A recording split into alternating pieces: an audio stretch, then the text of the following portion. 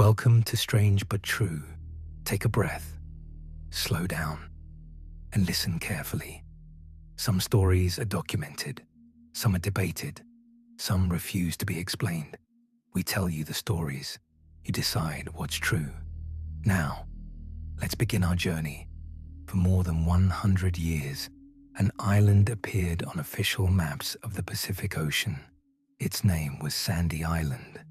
It was positioned in the Coral Sea, roughly halfway between Australia and New Caledonia.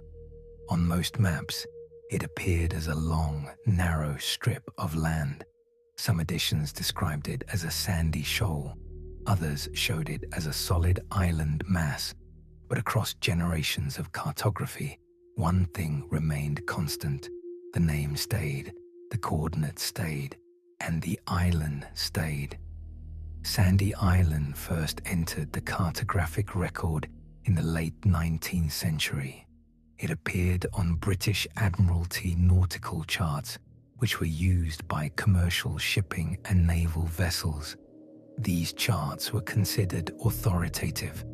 They were updated through official survey processes. They were distributed to ports. They were relied upon for navigation. Once Sandy Island appeared on these charts, it began to propagate. It was copied into commercial atlases. It was reproduced in school geography books. It was encoded into digital mapping systems when cartography became computerized. It was indexed into international geographic databases. Its presence moved quietly from paper to data, and with each transition, the island became more official. Over time, Sandy Island stopped being questioned. It was no longer treated as a possibility. It was treated as a fact. Navigation systems plotted routes around it. Weather models accounted for it. Sailors avoided its coordinates. Researchers marked it as a physical landmark. For more than a century, Sandy Island existed not because anyone had recently seen it, but because it had already been written down. In November of 2012, a research vessel called the RV Southern Surveyor altered its planned route. The ship was operated by the Australian government. Its mission was oceanographic. It was equipped with multi-beam sonar. It carried instruments designed to measure seabed depth and underwater terrain. The crew intended to map the seafloor beneath Sandy Island as part of a broader scientific survey. They navigated to the island's recorded coordinates, and they slowed their speed. According to the expedition's published log, the expected change in water depth never occurred. The sonar did not detect any rise in the seabed. The depth readings remained consistent with open ocean.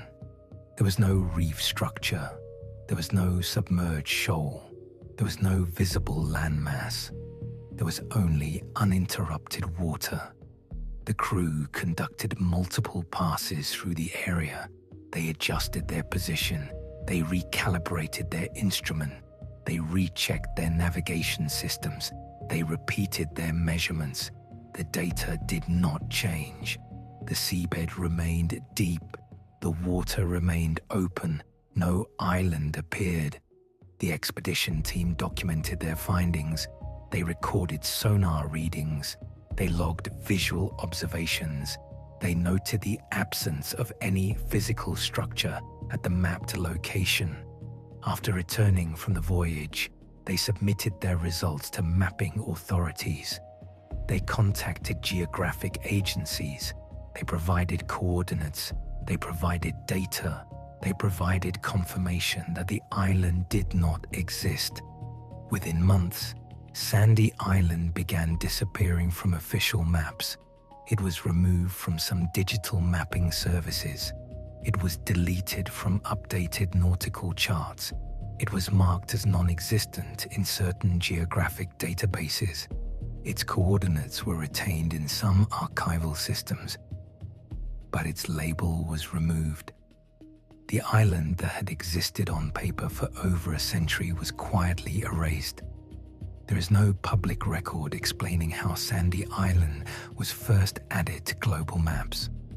There's no documented verification process showing how its existence was ever confirmed.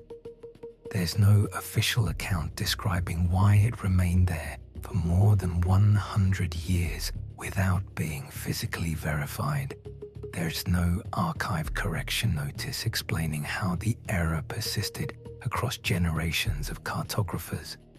The record does not explain how a geographic object can exist in global systems for over a century without existing in the world. The only thing the record shows is a sequence of events. An island appeared on official maps. It was copied into new maps. It was transferred into digital databases. It was treated as real. A ship sailed to its coordinates, and there was nothing there.